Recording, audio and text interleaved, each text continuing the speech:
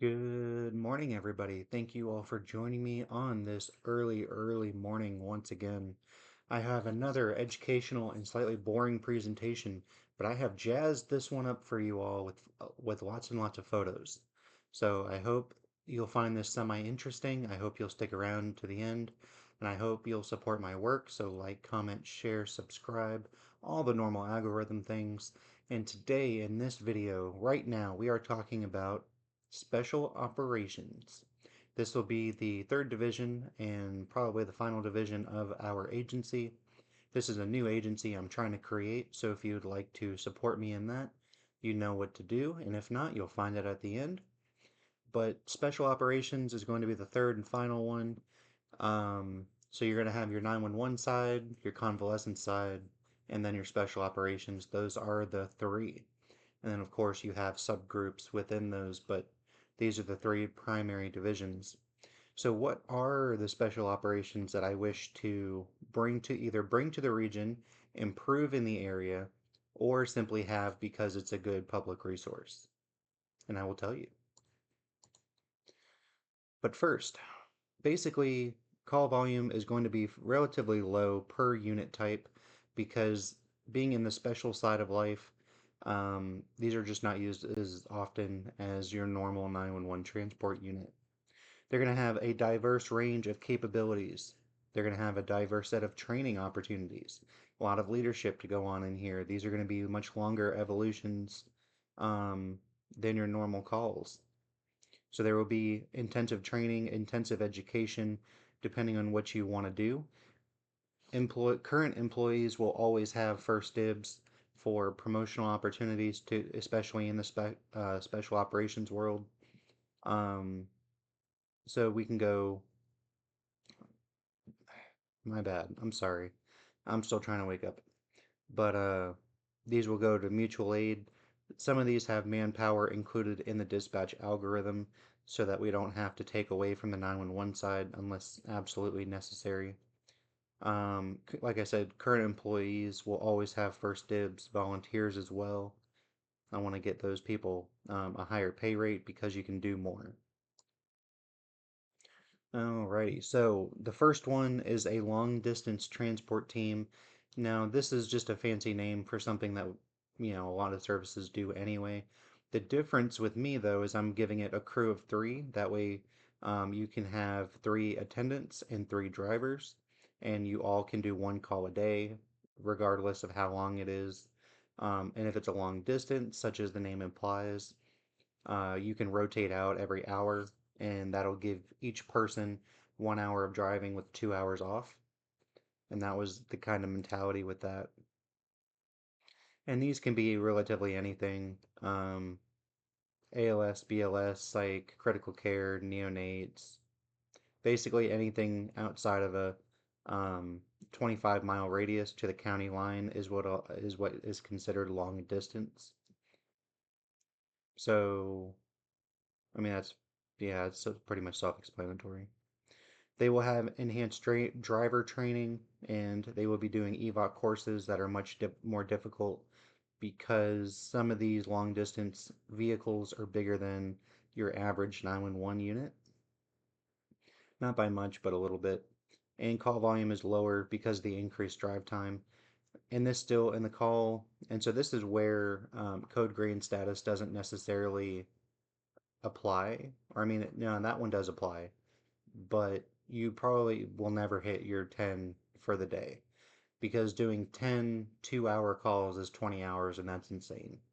At that point, you'll be sent home because I'm not going to have people crash, and I don't want to put you in a hotel room. I would rather just get you off early and send you home to be with your family and back at your residence where you're happy, and just bring in a relief crew is a much safer and happier way of doing business. So you will have inherently low call volume because of windshield time. So this is something that does not currently exist in the region as far as I'm aware, but it's a bariatric specific response team. And just to make it a fun little name, I called it BERT, BERT, Bariatric Emergency Response Team. And this is pretty much anything response to county, city, or mutual aid. It can be routine or emergency depending on whatever the call type is. This also qualifies for 911, non-emergency 911, convalescent. So facility support is when we have contracted arrangements, either with hospitals, nursing homes, ambulatory care facilities, dialysis clinics, etc., specifically to move their people in a non-emergent fashion. So that'll be something new for the area. A crew of 9. And the thinking of that is each person lifts 100 pounds. Therefore, if you have 9, you can get 900 pounds moved. This will give you at least 3 medical providers and 6 strictly for manpower. And there's a lot of specialized equipment. So that's where the 6 extra people comes in, plus, opening doors and baggage and family members and things like that, while the patient themselves gets 3 medical providers, probably 2 EMTAs and a EMTB, if not 3 A's. There will be a lot of enhanced special training because of all the specialized equipment, whether it comes to ramps out the back, the winch system that's under the captain's chair, the stretcher itself, because it's manual. So a lot of people don't know how to use manual equipment anymore. Let's see here. There will also be air mattresses, Hoyer lift machines, getting people up off the floor, chair machine things that I'm drawing a blank on what its name is. A whole host of equipment. And that's why the chassis of this is probably going to be a Freightliner so that you can get the cargo capacity that you need. And of course, it'll be a custom box. But the reason that it's a 3 vehicle response is that you have the transport unit itself with the crew of 3. You'll have a support unit to carry all the extra equipment and a crew of 4, and then you'll have a chase SUV or a pickup truck with a crew of 2, if not a crew of 3. And this is so that if there's anything that's too heavy for a 911 crew or a private company crew, but it doesn't quite meet that a 400-500 pound limit for a full team response, I can just send 4 people or 2 people or something like that. Keep the BERT team in service and run calls at the same time. So that's why it's a several vehicle response. I want to do critical care transports on a custom chassis, and the chassis will be something similar to this Freightliner that you can see in your picture. This is just a really cool ambulance that I found online, so that's kind of why I chose the picture. But the general idea is that it'll be critical care and it'll be a custom box. It'll be available year round. Big surprise, I know. A crew of 3 at a minimum, a driver, a medic, and a critical care medic. And then, of course, subject to change depending on if nurses want to come, if doctors want to come, PAs, or other specialties. Inherently low call volume, and that just goes back to the long drive time. This can be local, long distance, or anything into and out of the Tennessee region. And I want to have it about 4 of these overall so that you can have 3 primaries and a spare. Now, this is kind of a pipe dream. This is a long-term goal. Basically, I want to do a pediatric transport team. Now, I know East Tennessee Children's has 2 of their own, so that's why this probably won't happen. But 1 to 2 vehicles overall. We will be doing secondary to Children's Hospital if they can't get their unit out the door for whatever reason. Either they'll use ours and they'll staff it, or we will staff it completely. Either way, I want a positive relationship with them. Mutual aid, long distance, and local. Basically, this is a under the age of 18 specific care and transport unit. Um, and yeah, and I also want to have these cool designs for a lot of reasons. So this is something that is already in the area, but I want to make it better. Um, Psych and mental health transport teams. So I want to have a few units that are custom boxes or custom vehicles overall, and these are dedicated to psych only calls. It'll be a crew of 2, if not a crew of 3. I don't know exactly how that's going to work yet. Um, but this will be local, city, 911, law enforcement assist, mutual aid, in and out of the region. This basically encompasses everything from kids and small children all the way up through the elderly and dementia folks. These will be all of your memory care calls, things of that nature. Anything that's brain related. Let's call it that, brain related transport team. Basically, they will have enhanced training because combative patients, forgetful patients, and children all require enhanced monitoring. The crew of 2 is going to be at least an EMT so that they can be the medical provider if necessary, even though that'll be a pretty low occurrence. And they will have a dedicated driver. Now, these two people can alternate because of our protocols. The drivers are not just drivers, they are monitors.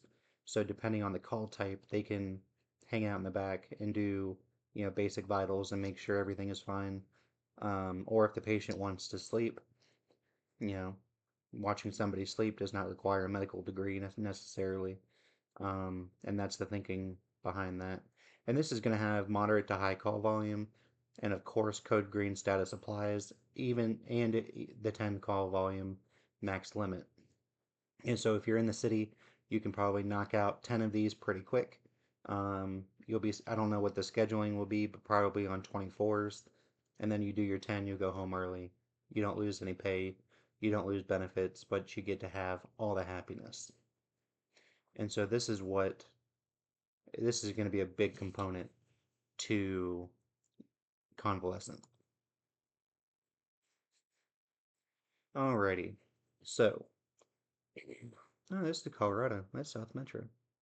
So South Metro Fire Rescue has a fantastic channel. They're out of Colorado. Highly recommend it. But anywho, um, I want to do a disaster or assistance response team, and the funny name is called DART, DART.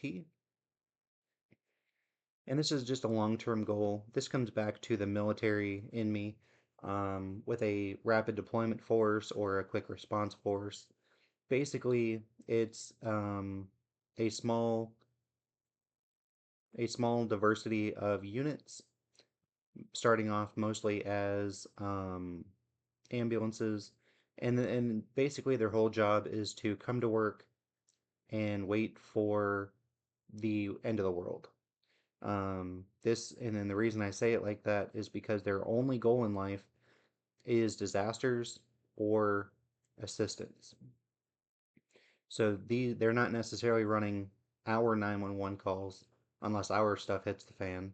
Um, but this is a 10 unit response team that is only going to be dispatched to mass casualties, hospital evacuations, wildfires, massive rehab operations. Um, let's see here, EMS strikes or low staffing, and I would imagine a lot of mutual aid, um, because as call volume rises, instead of dispatching um, mutual aid in an emergency fashion to where you're still waiting 45 minutes, I would like to have arrangements with the other area agencies in the area where if they get down to a 2 unit status, we do a mutual aid response where the DART team goes to the county in pre-positioned locations and just waits. So they don't have to go lights and sirens necessarily because the county still has their 2 in place, but they will also get 10 additional units if necessary, and I think that's a good way of doing things. And I want to have 2 overall teams every day, so that'll be 20 overall units 2 groups of 10, available 24/7. So this is not a surprise to anybody. This is what everybody does all the time anyway.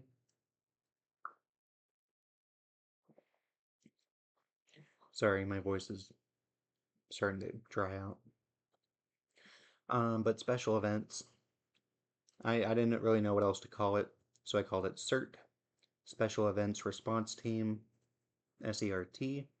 And this is going to be a non-staff 24/7, but a smattering of transport units for large events such as concerts, parades, sporting events, conventions, and basically anything that requires a large gathering of people. They will not necessarily specialty vehicles, they'll just be ambulances. Mostly people are going to be working overtime, but there will be a small contingent of employees specifically assigned, probably part-time in nature. I don't exactly know how the staffing is going to go on this, but we'll see. All of these crews are 911 capable because when shit hits the fan, you have to be certified, you have to be qualified, and this is not where new people are going to end up initially. And of course, they can do 911 overflow if they're not currently on a call, because everyone has to help out. Yay, team. So forensic transport, this is something that AMR already does, but I want to make it better. And it's a fairly simple concept. They transport all the forensic related patients and bodies to the forensic center for autopsy and investigation. This gives some, this has a crew of 2. Basically, it'll be 2 drivers, 2 non-medical staff, because the patients are deceased and you don't need a medical professional for a already dead person. So this will also be a custom unit or custom series of units, something of that nature. However, it'll still look like an ambulance. And then basically that is to be professional, be respectable, provide dignity to the person who's passed away, regardless of its reasoning. And basically this is going to be a 2-vehicle response, so you get somewhere between 3 to 4 people per call. It'll be a transport unit and a support unit. The support basically is all of your patient moving devices. It's manpower, it's winches, backboards, Stokes baskets, extra bags, air bottles if they're, let's just say, overly deceased, things of that nature.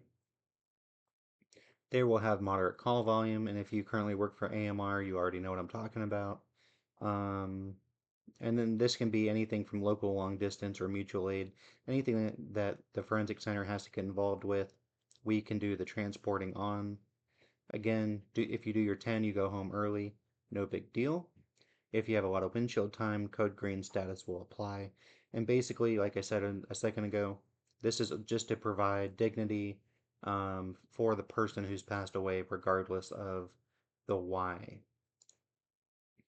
So something this is going to be brand new to the area, but it's kind of similar to what we just talked about. But this is um, mortuary or burial site transport services. I don't have a funny name for it, but basically, again, professional dignity to the person who's passed away, um, and just a good, clean, safe way of transporting someone to their final resting place. And it'll be a crew of 2, basically 2 drivers or non-medical staff for the same reasons I already mentioned. It'll be a custom vehicle and not normally staffed. This is a special use only. Um, but I think it'll be something that people in the area will be very thankful of. And this is just a way of us giving back to the community for their support. If you support us, we'll support you. It's a partnership kind of thing. A lot of fire departments, if not EMS agencies, have mass casualty. That's no big surprise. However, now that we're getting into what we what you could consider the special ops. Um, these are all going to be trailer based, and that's why I chose Orange County. I want a trailer similar to this so that we can swap out the engine and the puller half of the trucks and keep those current and operational. Basically, it'll be a custom trailer available 24/7. It'll be stationed with the 10 Dart units, so if Dart gets activated, they can take, you know, 2 of these trailers and 9 transport units in addition to all the 911 response that would be generated to an incident. Um, and just basically, if you need it, call for it. I think this will be a really interesting way of doing it in a very professional manner. So this is actually something I'm very excited about, despite my voice not cooperating. Stick with me, guys. We're almost done. I promise. All right. So rehab. This is a everly increasing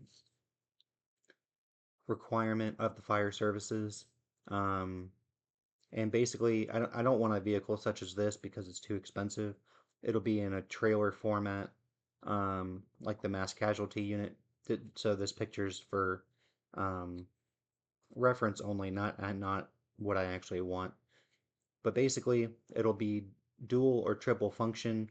It'll say rehab on the side for normal operations. It'll be a secondary mass casualty transport unit, and and I can't remember what the third thing was, but oh, facility evacuations and things of that nature. And this is just to rest, rehydrate, and ensure crew safety on massive operations. So, commercial structure fires, facility evacuations, disasters, collapses, basically anything that wildfires, anything that is an enhanced response can get a rehab unit. Again, this will fall under the DART community to do. So either it'll be one of these rehabs and 9 ambulances, or it'll be something like that. But basically, all weather capable, available year round, and staffed at least every day. So I want to I don't know how fast this one is going to come up with, but if Rural Metro pulls out of the area, then we're going to easily take this over. And its rescue services, either heavy rescue or light. Basically, a light rescue is all your car accidents, heavy rescue is everything else. So, trench, collapse, swift water, high angle, low angle, ropes, vehicles, and train derailments, things like that. This is just a long-term solution. They will also do rate response on structure fires. So the rescue guys will be fire certified, and they will run a crew of 6, if not higher. And of course, the last and most boring division is logistics. Basically, it'll be specialty box trucks and delivery vans for station deliveries and supplies. This is not a surprise to anybody. Big departments have these, and it's all normal stuff. Basically, stations are going to be on a weekly delivery basis, and so these will process and deliver orders to the stations as needed, ensure adequate inventory according to company policies. Some of the vehicles will be bigger box trucks, so a CDL is going to be required. They will also fix the striker stretchers, and they will fix cardiac monitors and air masks. They also could potentially be forklift certified depending on how big our warehouse gets. And again, this should not be a surprise to anybody. All right, so if all of this sounds amazing and you would like me to hire you and put you to work in special ops, this is how you support me and get this company up and running. Finances, unfortunately, starting companies and buying vehicles and training people requires a lot of money. If you would like to donate, please do so. If you go to our website, you can go to the donate tab, fill out the form below, and donate to us this way as well. All donations we receive will be put on our website for everyone to see. So don't support us if you don't want to be known. You can also go to our website and request a video. If there's a video you want me to react to, if there's a topic you're interested in, or if I confuse you in any of these videos and you want clarification, go to the video request tab, fill out the bottom of the form. Fill out the form at the bottom of your screen, submit a $5 donation, show me you're serious, and I'll get you that video as quick as I can. Also, if we ever get our subscriber numbers up, so hit that subscribe button, we will eventually get into live streams. And if you go to our website and go to Super Chats, if you donate $20 or more, questions and comments will be read, discussed, and answered live on screen. All other donations will simply say thank you. If you would like to donate to us via Give, Send, Go, search our name, look for the logo, donate if you wish. These membership plans are third-party software. There's freebies, there's discounts, there's good stuff in here, but I can't afford it. So with your donations, I can get this up and running and everybody can benefit. And of course, you have all your social media stuff. Who doesn't like social media? This is our Rumble page. Search the name, look for the logo, watch all of our videos. They are numbered in the order of posting. Same thing with YouTube. Search the name, look for the logo, watch our videos. This is our Facebook group. Search our name, look for the logo, join our group. We drop videos roughly 2 to 3 a week, approximately every other day, if not every 2 days. This is the parent company of the entire agency. We have Facebook, we have Instagram. Search the name, look for the logo, get these numbers up, people. And of course, you can email us at any time for any reason. I will get back to you as soon as I can. And that is it. So I hope you enjoyed this fun-filled, picture-ridden, educational presentation all about special operations. I don't think I left anything out, but this is going to be a very fun, very interesting part of the company. A lot of different call types, a lot of different abilities. So again, if you would like to support us, like, share, comment, subscribe, donate if you wish, and we'll put your name on our website. Thank you all for hanging out with me on this early morning while I'm waking up and my voice is crap. But I hope you all have a great day, stay safe, and go save the world. I'll see you in the next one.